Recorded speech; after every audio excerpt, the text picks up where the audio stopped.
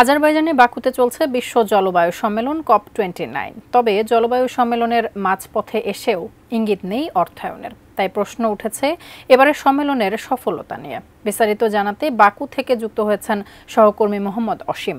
ধন্যবাদ আপনাকে। আজারবাইজানের বাকুতে চলছে বিশ্ব জলবায়ু সম্মেলন COP29। এই COP29 সম্মেলনের আজ কিন্তু অষ্টম দিন। এই অষ্টম দিনে এসে এখন পর্যন্ত যে সম্মেলনের মূল লক্ষ্য সেটি হচ্ছে অর্থ। এই অর্থ কিন্তু এখন পর্যন্ত অর্থ কিভাবে ছাড় হবে, কিভাবে বরাদ্দ হবে এবং কিভাবে ক্ষতিগ্রস্ত দেশগুলোকে সহায়তা করা হবে সে বিষয়টি কিন্তু এখনো পর্যন্ত উঠে আসেনি এবং বিশ্ব যে মোড়লরা রয়েছে তারা কিন্তু এখনো পর্যন্ত এটি সুরাহা করতে পারেনি। যেখানে যারা বিভিন্ন দেশের ক্ষতিগ্রস্ত প্রতিনিধিরা আসছেন তারা কিন্তু বলছেন যে তাদের এই বিভিন্ন সময় আশ্বাস দেওয়া হয়, তবে আশ্বাস বাস্তবায়ন করা হয় না।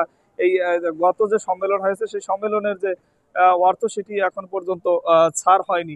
এজন্য কারণ আমরা দেখেছি যে বিভিন্ন জায়গায় কিন্তু বিভিন্ন যে ক্ষতিগ্রস্ত দেশ রয়েছে সেই দেশগুলোর প্রতিনিধিরা কিন্তু বিক্ষোভ করছেন। এই একটি বিষয় জানিয়ে রাখি যে গত এই ৮ দিন ধরে অ্যাডাপ্টেশন, মিটিগেশন, ক্ষয়ক্ষতি প্রযুক্তির ব্যবহার সহ নানান বিষয়ে আলোচনা হয়েছে। তবে অর্থ কিভাবে আসবে সেটি কিন্তু এই সম্মেলন থেকে কেউই বলছে না যে কিভাবে ক্ষতিগ্রস্ত দেশগুলোকে অর্থ দিয়ে সহায়তা করা যায়। আসলে আমাদের অপেক্ষা করতে হবে 22 নভেম্বর পর্যন্ত যে ক্ষতিগ্রস্ত দেশগুলো কতটা অর্থ পায়, এই সম্মেলনের কতটা সফল হয় সে বিষয়ে আমাদের জানতে 22 নভেম্বর পর্যন্ত অপেক্ষা করতে হবে। আমার কাছে সব মিলিয়ে এই ছিল আজারবাইজানের বাকু থেকে বিশ্ব জলবায়ু সম্মেলনের সর্বশেষ খবর।